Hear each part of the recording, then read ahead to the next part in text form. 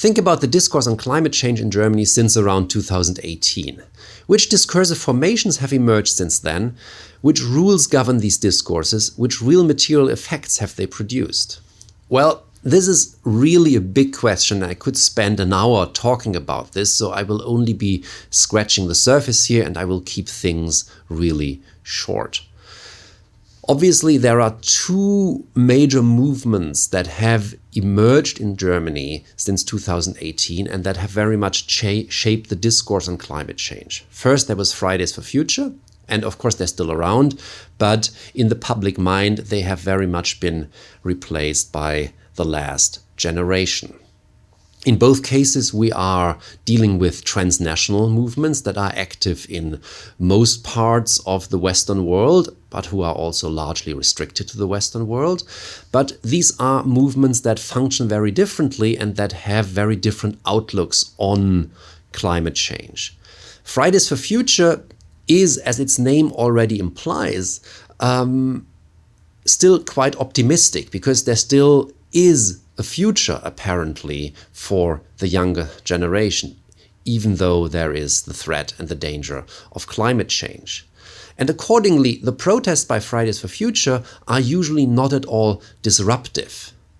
They are announced publicly, people are invited to join, and they happen mostly, as you all know, on Fridays. And it all started with school children refusing to go to school on Fridays and to protest in order to protest for better climate policies. And since they are not disruptive, they have been largely embraced. In later chapters, we will encounter the term incorporated by mainstream discourse, by those who are also concerned about climate change, but who are maybe not as willing to do something about it. And that has constituted a problem for Fridays for Future.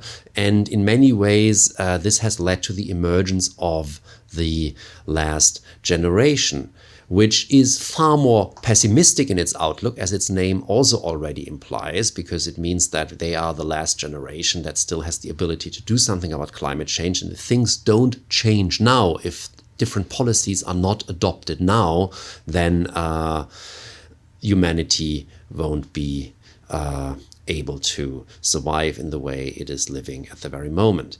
And accordingly, the protests by the last generation are extremely disruptive, and they are therefore vilified by many people who don't question the reality of climate change. The state has come down strongly against them again and again, using all the forces of the law and also what we will later call the repressive state apparatus.